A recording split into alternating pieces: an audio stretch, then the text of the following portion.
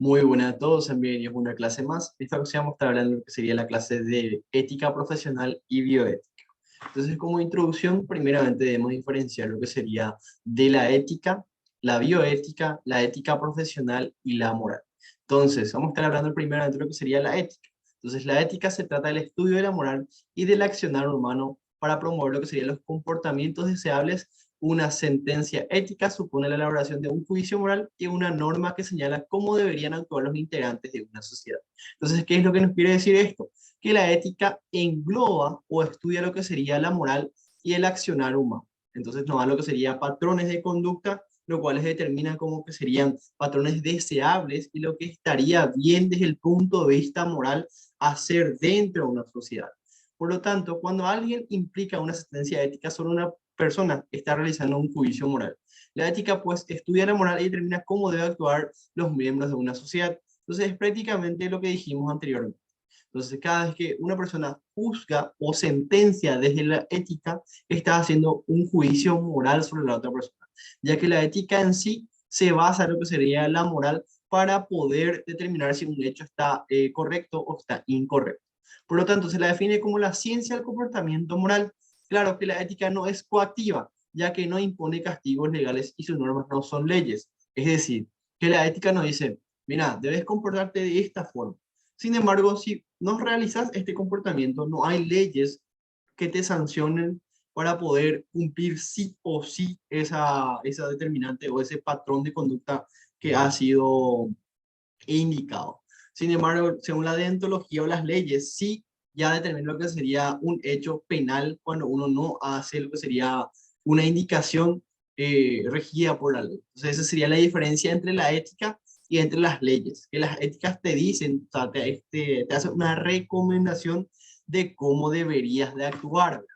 Entonces, la ética profesional, ¿qué es la ética profesional? Determina cómo debe actuar un profesional en una situación determinada.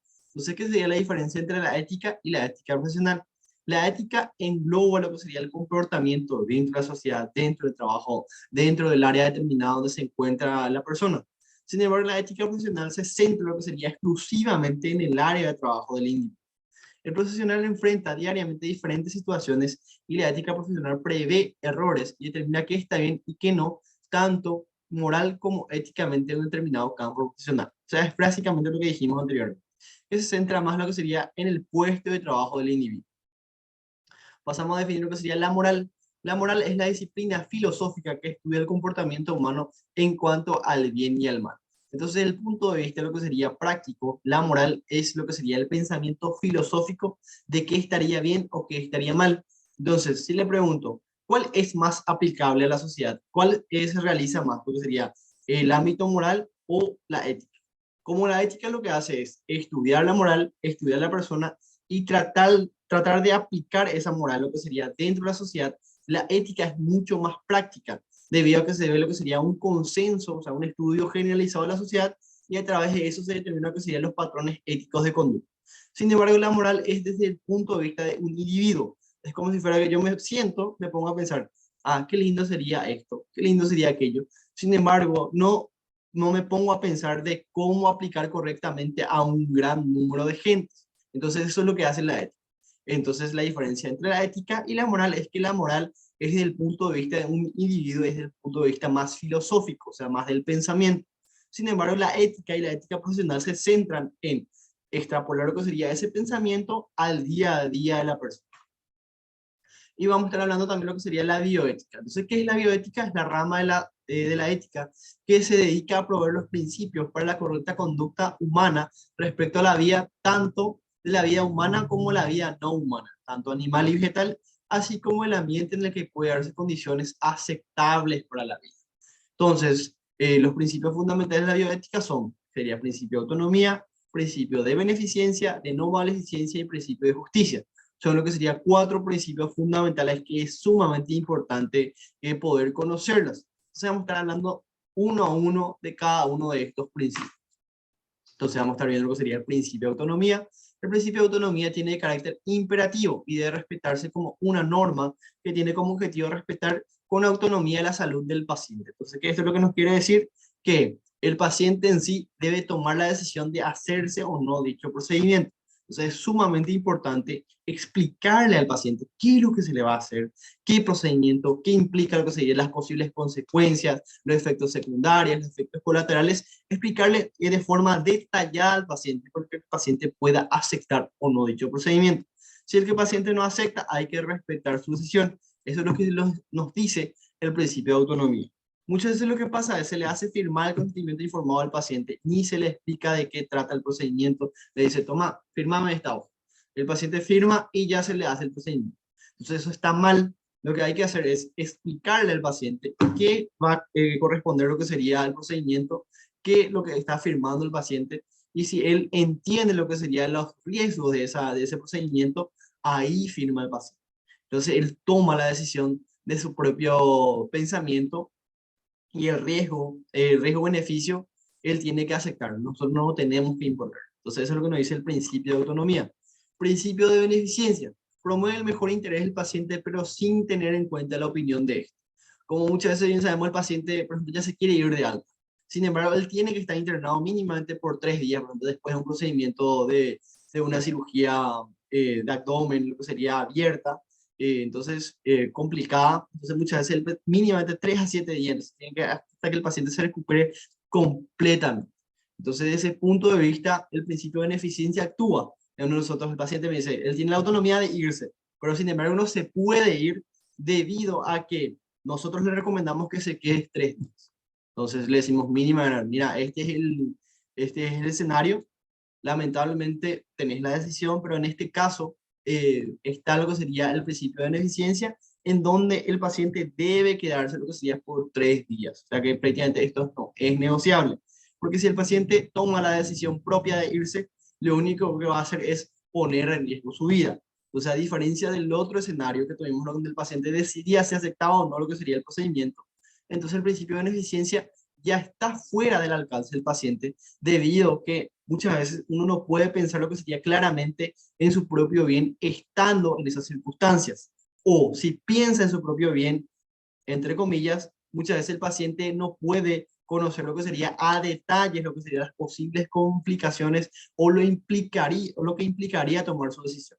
Entonces nosotros como personal de blanco, que estamos lo que sería más capacitados y mejor instruidos en ese ámbito, y estamos actuando lo que sería en pos del beneficio del paciente, entonces desde ese punto de vista se aplica lo que sería el principio de beneficencia, en donde nosotros tomamos una decisión en pos de darle lo que sería la mejor atención posible al paciente, sin el consentimiento, o sea, sin la opinión del paciente. Pero el paciente debe dar su consentimiento. Entonces, ahí entra lo que sería el principio de autonomía, juntamente con el principio de beneficencia. Entonces, pasamos al principio de no maleficencia. Aquí en el principio de no maleficencia generalmente indica lo que serían los hechos morales, ya lo que sería la parte de hacerle o no un procedimiento, como ahora en un procedimiento que el paciente necesita realmente. Entonces, en ese caso no estamos haciéndole mal al paciente. Sin embargo, si es que solamente le pedimos lo que sería o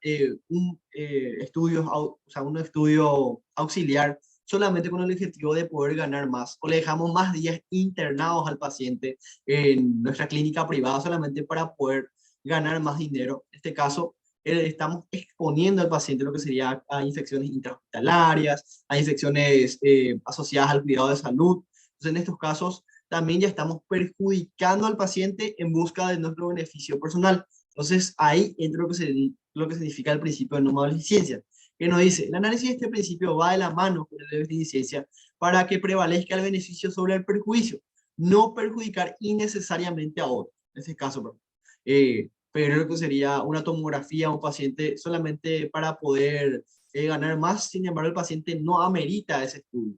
Entonces, en esos casos, entra de no hacerle daño al paciente. Porque también, como bien saben, se estaba exponiendo lo que sería grandes cantidades de radiación ionizante. Entonces, esto generalmente podría ser a la larga perjudicial al paciente. Entonces, ahí entra el principio de no maleficencia, de no excedernos lo que sería con tal de recaudar más dinero o con tal de, de hacerle un favor a otro amigo. Como mi amigo tiene lo que sería unas instalaciones de imágenes, o sea, por decirlo, hace lo que sería radiografía, tomografía. Entonces, de hacerle favor a él, de derivar lo que sería pacientes para hacerse estudios donde yo voy a estar ganando una comisión y simplemente por esa comisión estoy mandando paciente, no porque el paciente necesite realmente. Entonces, en ese caso yo estoy actuando lo que sería, estoy perjudicando al paciente en esos ámbitos. Entonces, eso es el principio de no maleficencia. Después entra lo que sería el principio de justicia. Entonces, ¿qué nos dice el principio de justicia? Trata a cada uno de los pacientes como corresponda con finalidad de disminuir las situaciones de desigualdad. Entonces, ¿qué eso nos quiere decir? Que hay que atender a los pacientes de forma igualitaria y no haciendo excepciones. Si te llega un paciente indígena, si te llega un paciente lo que sería judío, lo que sería un paciente pobre, rico, un paciente lo que sería eh, un, un asaltante, pues. Entonces, en esos casos debemos atenderles de igual manera, sin distinción. Eso es lo que nos quiere decir lo que sería el principio de justicia. Luego, avanzando más adelante, vamos a estar hablando de los ámbitos de la bioética. Aunque la bioética está muy relacionada con la ética, no son los mismos. En el caso de la medicina, la ética médica no es idéntica a la bioética. La ética médica trata de los problemas planteados por la práctica de la medicina. Sin embargo, la bioética es un tema más amplio que aborda lo que serían los problemas morales derivados de los avances en las ciencias biológicas en general. Entonces, los problemas bioéticos principales tenemos lo que serían los avances médicos, las implicaciones de la práctica médica y manipulación genética y su impacto en la biodiversidad. Acá vemos lo que sería un error de tipificación. Voy a estar corrigiendo eso para poder subirle a esta diapositiva. Entonces, tenemos los problemas éticos debido a los avances. Tenemos lo que sería la reproducción asistida, trasplantes de órganos y eugenesia. La eugenesia es el mejoramiento genético a través de la selección de razas. Reproducción asistida es lo que sería la inseminación artificial. Y el trasplante de órganos, como bien su nombre lo dice, es trasplantar lo que sería un órgano a otra persona. Generalmente, ¿por qué hay implicancia en lo que sería en estos medios? Porque a través del, por ejemplo, trasplante de órganos, si yo, por ejemplo, simplemente le mato a una persona para poder trasplantar su órgano, eso va a estar mal. Entonces hay que delimitar lo que sería una línea en donde se pueda delimitar en qué casos se puede hacer. Y la eugenesia, por ejemplo, generalmente ya causa lo que sería la discriminación social. Entonces, si catalogamos lo que sería una persona es apta o no para reproducirse, estos genes son buenos o no son buenos de una persona para reproducirse. Entonces, esto es lo que sería, promueve lo que sería la desigualdad social. Otros problemas bioéticos, implicancia en la práctica médica, manipulación genética y su impacto en la biodiversidad. Entonces, las implicancias en la práctica médica, suicidio asistido, eutanasia, aborto, ingeniería genética. Es similar a lo que sería a la eugenesia, nada más que la ingeniería genética lo que hace es ya seleccionar lo que serían los genes que podría ser más aptos para el desarrollo del individuo. Entonces se hace lo que sería la eugenesia, podría ser, se determina, se hace un screening genético a las personas y se determina que estos padres o estos reproductores podrían ser lo que sería lo más aptos para tener una buena descendencia. Sin embargo, la ingeniería genética lo que hace es, en los embriones ya, determina que sería cuál embrión podría ser lo que sería más apto. Entonces, en estos casos lo que se hace lo que sería múltiples cultivos, múltiples inseminaciones en tubos de ensayo, y en esos tubos de ensayo se determina que sería cuál embrión podría ser más apto a través de sus genes y se desechan los demás embriones. Entonces, como ya le estoy mencionando, de ahí radica lo que sería la dificultad de la ingeniería genética. El aborto, como bien conocemos, es lo que sería, que está lo que sería en auge hoy en día en la propuesta de legalizar el aborto. Entonces, la bioética se va a encargar de limitar en qué casos se puede hacer y en qué casos no se puede hacer, lo que serían los pros y los contras de estos avances. Y la eutanasia es lo que sería eh, reducir el sufrimiento del paciente, es decir, que un paciente que está ya agonizando, conectado a lo que sería con respirador, está ya vesical, con monitores, está en lo que sería prácticamente alimentado con zona nasogástrica. Entonces el paciente netamente está lo que sería ya conectado a máquinas. Si se le retira lo que sería de esas máquinas, el paciente prácticamente muere. Entonces en estos casos lo que sería la eutanasia, que se le da lo que sería una muerte digna al paciente. Entonces, ¿en qué casos se puede regulamentar cuáles son los problemas éticos de la eutanasia? Y el suicidio asistido es lo que sería darle las herramientas a un paciente para que pueda terminar con su vida. Entonces, ¿cuál sería la eutanasia? ¿Cuál sería la diferencia entre el suicidio asistido y la eutanasia? El suicidio asistido sería que un paciente tiene una enfermedad lo que sería incurable, y el paciente se siente mal consigo mismo y dice, yo ya no quiero seguir así, pero el paciente puede valerse por sí mismo y se va a lo que sería una clínica de suicidio asistido y esa clínica le da lo que serían las herramientas, insumos que el paciente necesite para poder terminar su vida. A pesar de que el paciente puede valerse por sí mismo, pero el paciente toma esa decisión. Entonces, eso sería suicidio asistido, donde el personal le da las herramientas para que el paciente pueda terminar con su vida. Sin embargo, la eutanasia es un paciente que ya no puede valerse por sí mismo, que está agonizando, sufriendo dolor extremo, o sea que prácticamente su estado de salud le imposibilita continuar con su vida normal. En esos casos lo que se hace, lo que sería la eutanasia. Entonces lo que sería la muerte digna, lo que en muchos países europeos lo están llamando de esta forma. Entonces la manipulación genética y su impacto en la biodiversidad puede ser lo que sería la clonación y los transgénicos. ¿Por qué esto puede impactar negativamente? Porque hay lo que serían enfermedades que están ligadas a los genes recesivos. Si hacemos que todo el mundo sea clones, prácticamente van a tener los mismos genes. Entonces, se está acabando con la biodiversidad genética. Entonces, habiendo varias enfermedades que están ligadas con el gen recesivo, cuando se une lo que sería una persona con gen recesivo, o sea, una persona que contiene los genes recesivos de esa enfermedad, se une con otras personas que no tienen esos genes recesivos, lo que hace es la enfermedad queda latente. Cuando se une lo que sería con otra persona con gen recesivo que contiene esa misma enfermedad, al unirse las dos personas, que ambas personas contengan los genes, o sea, contengan la enfermedad en sus genes recesivos, ahí puede desarrollarse la enfermedad. Entonces, si ocurre lo que sería la clonación, va a haber muchas personas con los mismos genes. Y al cruzarse lo que sería los genes recesivos que contengan la enfermedad con otra persona que tengan también esos genes recesivos con la enfermedad, lo que va a hacer es que haya más enfermedades que están latentes que puedan surgir lo que sería a la luz. Entonces, eso sería una implicancia o un efecto negativo de la clonación. Y los transgénicos generalmente es transferir un gen a otro organismo. Generalmente, en el caso de la producción de insulina, por ejemplo, una forma que se hace la producción a través de transgénicos, donde se transfiere un gen a lo que sería otra bacteria, hongo o virus. Entonces, generalmente, esto es lo que podría hacer lo que sería a través de los transgénicos. También está lo que sería la implicancia de los cultivos, que prácticamente están muy avanzados en el ámbito de los transgénicos. En el caso del maíz, la soja, por ejemplo. Un ejemplo palpable de esto es lo que sería la producción de maíz, que prácticamente la empresa encargada de la distribución, recolección y producción de semillas es Monsanto. Entonces lo que ellos hacen es manipular genéticamente la semilla del maíz y hacer lo que sería más apto para climas calurosos, resistentes a plagas, resistentes a pesticidas. Entonces lo que se hace es, por más que haya plagas que puedan atacar al cultivo, estos cultivos pueden fumigarse con pesticidas sumamente tóxicos. Sin embargo, la planta resiste porque hay un gen que le ayuda a resistir a esos químicos. Sin embargo, la planta normal, una planta nativa, no puede resistir a esto. Este es un punto positivo de de los transgénicos, pero ¿qué sería un punto negativo? Si es que hay una enfermedad que ataca específicamente a esos genes, entonces prácticamente el cultivo que contenga esos genes se va a fundir.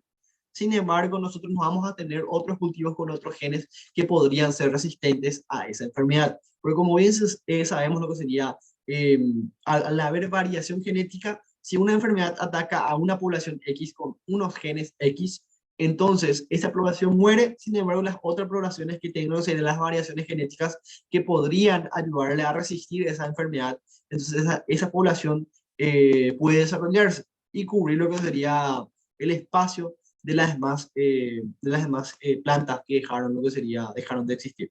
Entonces, en esos casos, por eso es bueno la biodiversidad genética, ya que si una enfermedad ataca lo que sería una persona o una población general, las demás personas no son afectadas. Sin embargo, si todos tenemos los mismos genes, si todos tenemos las mismas variaciones genéticas, al haber una enfermedad que ataque esa variación genética, prácticamente la extinción es más que segura. Entonces, desde el punto de vista eh, de, del punto de vista de supervivencia, es muy bueno que haya lo que sería la biodiversidad genética.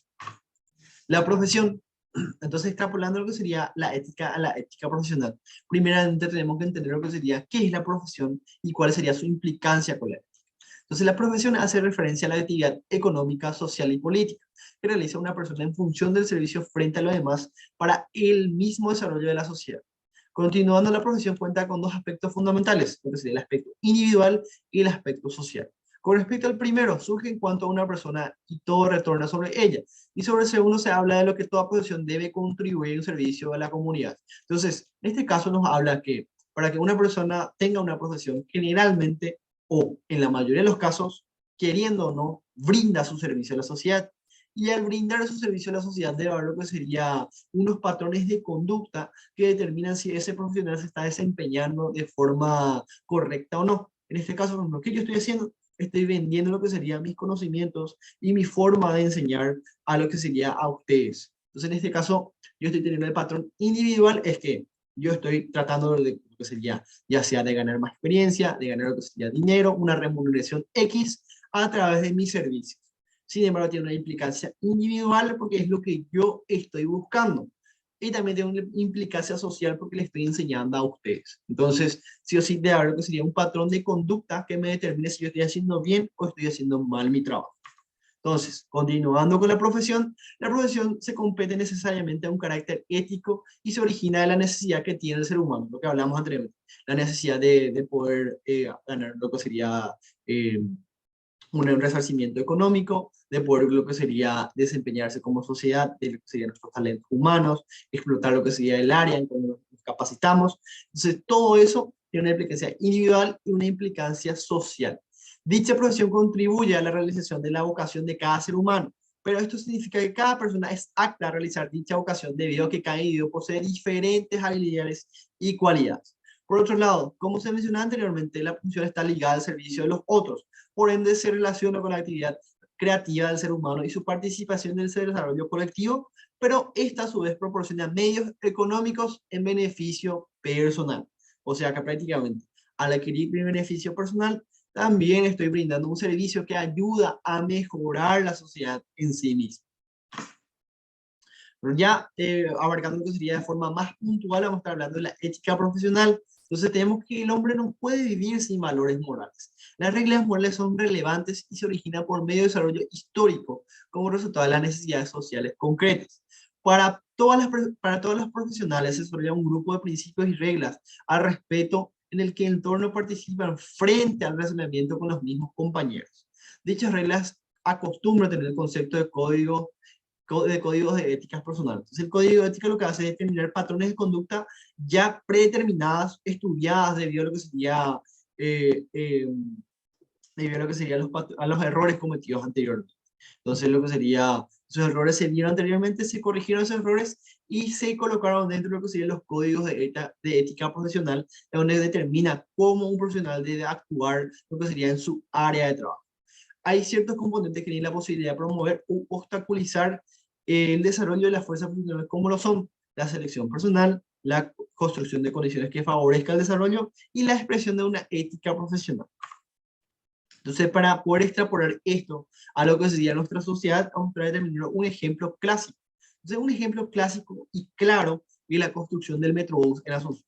Dicho proceso ha llevado consigo millones de guaraníes, biodiversidad e inconformidad de las partes de las comunidades debido al mal manejo y la demora de la obra. Entonces, prácticamente, debido a esta construcción, varios locales fueron afectados debido a que tenían que cerrar lo que serían sus negocios. Entonces, hubo lo que sería un impacto negativo, lo que sería tanto a la gente que pasaba por el área y a la población cercana a la construcción. Se ha visto la mala manipulación de los términos y condiciones de la carencia de transparencia de la adjudicación y la ejecución y la falta de competencia técnica que fueron la receta para una de las mayores fallas y de la ingeniería de la historia.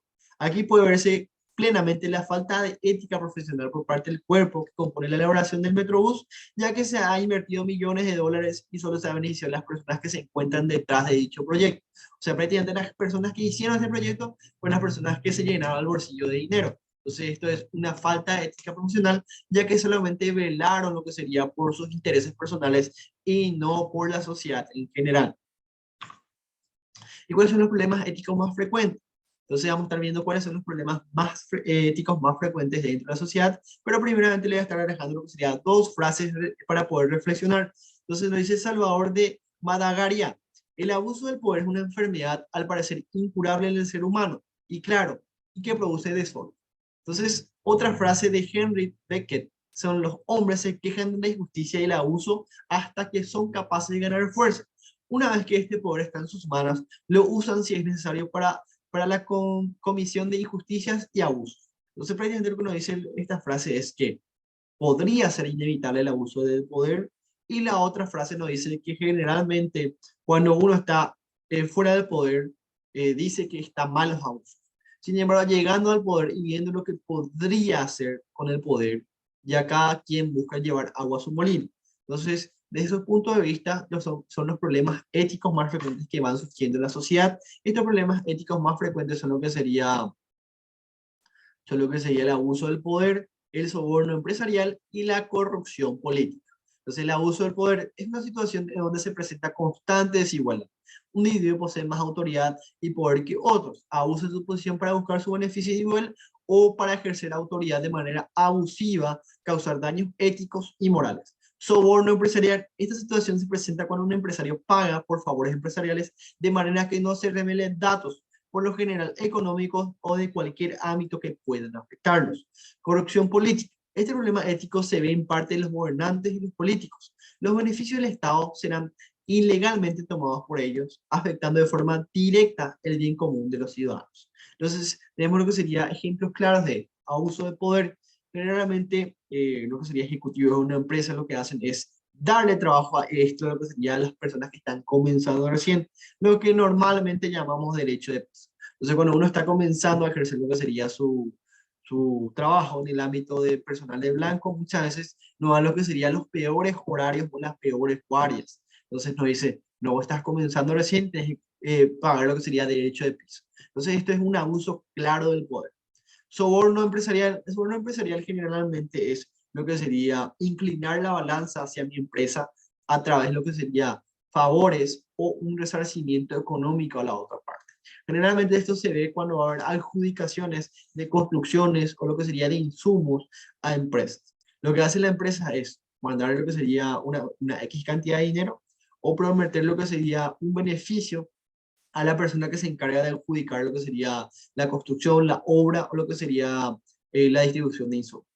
Por último, pasamos a lo que sería la corrupción política. ¿Qué se diferencia del abuso del poder de la corrupción política? Que el abuso de poder se puede dar en la población general, no solamente en la política, o no solamente en la gente que se encuentra en lo que sería en los estados de poder. Sin embargo, la corrupción política es más específico de este área y se aplica a lo que sería a las personas que se encuentran en los poderes y que son gobernantes, como lo que sería intendentes, concejales, gobernadores e incluso el presidente. Pasando más adelante vamos a estar hablando de lo que sería de los problemas éticos de la libertad de actuación, incumplimiento del código deontológico y la falta de compromiso. Entonces, libertad de actuación, facultar al ser humano de obrar a voluntad sin tener presente ningún valor ético, lo que hablamos anteriormente. Cuando uno está en el poder, tiene la capacidad de ya sea usar ese poder para actuar de forma positiva o de forma negativa. Sin embargo, muchas veces, debido a la avaricia o la ambición, generalmente cada uno quiere llevar agua a su molino. Entonces, si hay lo que sería un código de ética o un código de conducta dentro de la profesión, todo el mundo podría actuar de esa manera sin sentir lo que sería, sin tener lo que sería un parámetro del cual guiarse. Entonces, eso lo que hace la bioética o la ética profesional es darnos lo que sería un parámetro de conducta, lo cual podemos utilizar de guía. Entonces, debido a eso surge lo que sería la libertad de actuación desde el punto de vista de no seguir lo que serían las indicaciones o la referencia que tenemos como un buen actuar. Incumplimiento del código deontológico. Como hablamos anteriormente, la ética generalmente no tiene una implicancia legal desde el punto de vista de leyes o del punto de vista eh, más de derecho. Entonces, en este caso, el incumplimiento del código deontológico, sin embargo, en este caso ya tiene una implicancia legal, ya que ciertas profesiones como jueces, abogados, médicos, periodistas, incluso curas, existe un código deontológico. En este caso, en este caso, sí es que no sé si el código sí ya hay repercusiones legales. Falta de compromiso que puede ocurrir cuando el trabajo decide no cumplir con sus deberes y no aporta el máximo de su esfuerzo para mejorar la producción laboral. Entonces, ¿qué nos quiere decir esto? Que esto ya viene directamente del trabajador, donde el trabajador no da su máximo esfuerzo ni no cumple lo que sería su horario, no cumple lo que sería con sus labores designadas. Entonces, en este caso está faltando lo que sería a la ética de compromiso, porque cuando uno acepta un trabajo, se compromete a dar lo mejor de sí en pos de cumplir correctamente con sus labores. Entonces, en este caso, cuando hay lo que sería una falta de compromiso, se está dejando de actuar de forma ética. De lo que sería la hipocresía y la falta de confidencialidad. La hipocresía suele ser uno de los detonantes que derriban los ideales. Los ejemplos de ello, un político sindicalista que después de criticar la clase rica durante la oposición, comienza a adquirir lo que sería automóviles de lujo al llegar al poder. Entonces prácticamente es cada quien quiere llevar agua a su molino, como se dice. Falta de confidencialidad, este es un gran problema ético que los trabajadores que ejercen profesión a través de la escuela manejan información confidencial. Ejemplo de esto es cuando un psicólogo hace público los problemas contados por un paciente en la consulta. También en el caso de un cura, cuando se le hace lo que serían las confesiones, entonces ellos no pueden revelar lo que serían estos hechos. Y también tenemos varios videos para poder reflexionar. Vamos a ver un video.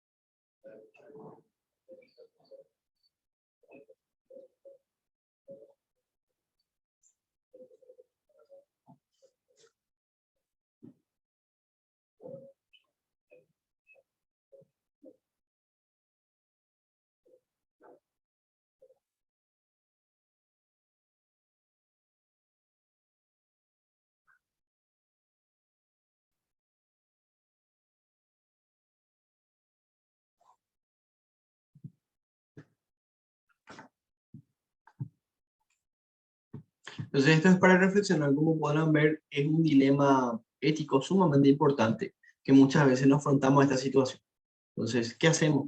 Éticamente hablando, estamos haciendo nuestro trabajo. Entonces, en el caso de ustedes, ¿qué hubieran hecho si es que pasa este acontecimiento? Pasamos al siguiente video.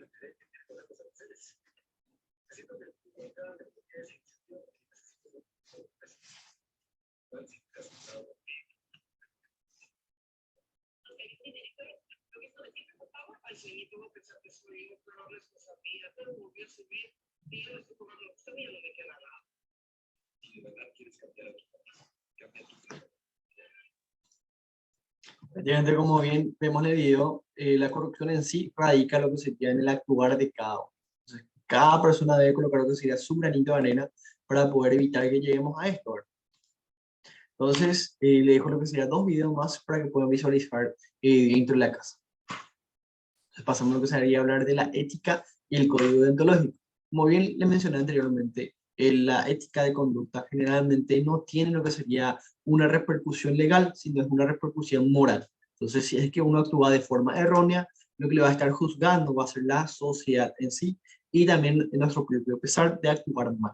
Es lo que se llama lo que sería el peso de conciencia, debido a que estamos actuando de forma errónea de lo que dicta el código. Sin embargo, el código deontológico es un conjunto de conceptos que establecen los derechos elegibles a aquellos profesionales que ejercen una determinada actividad. Finalidad, incidir que sus comportamientos profesionales estimulando que estos se ajusten a determinados principios morales que deben servirles de guías. O sea, que aparte el código deontológico lo que hace es respaldar lo que dice el código de ética a través de leyes. En caso de que uno no cumpla con leyes, ya hay lo que serían las sanciones legales. Y acá tenemos otra vez lo que sería el triángulo de Kelsen, que vimos en la clase anterior, que determina lo que serían los niveles de jerarquía de las leyes. Entonces tenemos el nivel fundamental, el nivel legal y el nivel sublegal. Entonces generalmente lo que sería los contratos peer-to-peer, generalmente está lo que sería el nivel sublegal, que son acuerdos entre personas a personas. Sin embargo, lo que sería la Constitución, como vimos anteriormente, cada carrera tiene leyes avaladas por la Constitución, en las cuales las leyes debemos conocer, que son la ley de Código Sanitario y el Sistema Nacional de Salud. Hay una diferencia entre ética profesional y la deontología profesional. La ética profesional orienta al bien o a lo bueno, no normaliza, no exigible, lo que mencionamos anteriormente, que la sociedad es la que juzga, propone motivaciones, conciencia individualmente predominante, amplitud se preocupa por los máximos. La parte de la ética aplicada, sin embargo, la deontología profesional orienta al deber, hay normas y códigos, es exigible a los profesionales, exige actuaciones, es decir, que la ética me dice lo que debería de hacer y si no hago, no pasa nada, la sociedad me va a juzgar y mi propio peso de conciencia. Sin embargo, en la deontología profesional lo que pasa es, me dice cómo debo actuar y me dice, si no actúas de esta forma, tenés estas consecuencias y estas sanciones legales. Y por último, vamos a estar hablando de lo que sería de la epidemiología. Entonces, ¿qué es la epidemiología? La epidemiología, el término epidemiología proviene del griego epi, que significa arriba, y vemos lo que significa pueblos y luego estudios. Esto implica que la epidemiología es el estudio que se efectúa sobre el pueblo o la comunidad en lo referente a los procesos de salud y enfermedad. La epidemiología estudia lo que serían los procesos de salud y enfermedad que afectan a la población. Se interesa por conocer lo que serían las características de los grupos que se ven afectados, cómo se distribuye geográficamente, en el tiempo, los eventos de salud y enfermedad que con frecuencia se manifiestan y los cuales son la causa o factores sociales de su surgimiento. Determinantes de la salud. ¿Cuáles son los determinantes de la salud? Biología humana, medio ambiente, estilo de salud y sistema sanitario. Entonces, todas estas variables son lo que van a determinar si una persona es saludable o no. Entonces, epidemiología. Tal vez la función más importante de la epidemiología es determinar la frecuencia y la tendencia a la exposición de factores o marcadores que se asocian con daño a la enfermedad.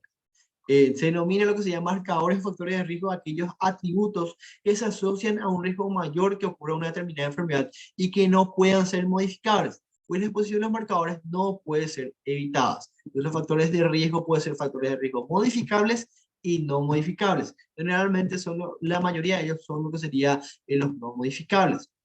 En cambio, la presencia de factores de riesgo, que puede ser lo mismo que expliqué anteriormente. Entonces, en cambio, la presencia de factores de riesgo que puede ser controlada y prevenida antes de salud de enfermedad. Cuando una persona estuvo expuesta a un factor de riesgo y se enferma, decimos que estuvo expuesta a dicho factor. En algunos autores considera que un grupo expuesto a un determinado factor de riesgo se a un grupo de riesgo o población de riesgo. Sin embargo, otros consideran que además de importar la exposición al factor, se debe tener en cuenta también la susceptibilidad propia de cada individuo para desarrollar la enfermedad, por lo que se define población de riesgo aquella que posee un riesgo mayor de presentar una determinada enfermedad o evento, ya sea por una mayor susceptibilidad a la enfermedad, una susceptibilidad mayor a la enfermedad o por la presencia de un determinado factor o bien ambas condiciones. Entonces, tenemos lo que serían los factores de riesgo, ya sea factores de riesgo modificables y no modificables, que generalmente hacen que una persona tenga mayor probabilidad de enfermarse. Y también tenemos lo que serían los factores que nacen de la propia persona a ser más predispuesta, a lo que serían sus genes, a desarrollar o no una enfermedad, lo que hablamos anteriormente, que podría tener lo que sería enfermedad, o sea, tenía que tener genes donde se ligan las enfermedades, y estas enfermedades pueden desarrollarse lo que sería con el paso del tiempo. Entonces son más susceptibles a desarrollar una enfermedad, ya sea lo que sería por su patrón genético o lo que sería por la defensa misma de la persona. Entonces, a eso se llama lo que sería factores de riesgo, ya sea controlables o no controlables, y una sumatoria de estos factores lo que generalmente puede desencadenar la enfermedad. Además de eso, también tenemos lo que serían las condiciones del ambiente o del entorno en el cual se desarrolla la población. Entonces, si un individuo está expuesto a factores de riesgo, lo que sería externos, o está predispuesto, se llama lo que sería población de riesgo, porque esa población de riesgo tiene una mayor probabilidad de desarrollar una enfermedad. La función de la epidemiología es conocer y comprender los eventos de salud o enfermedades que ocurren en cierta población. Requiere describir y analizar el contexto en el cual estos ocurren. Ello determina analizar lo que serían las causas de la enfermedad y actuar en su prevención y control. Entonces, eso sería todo lo que sería referente a nuestra clase de hoy. Entonces, muchísimas gracias por su atención. Si tienen alguna duda, alguna inquietud, consulta, pueden escribirme lo que sería directamente en el grupo o pueden escribirme lo que sería dentro de la plataforma. Sin ningún problema voy a estar respondiendo. Entonces, eso es todo por hoy. Nos vemos en la siguiente clase.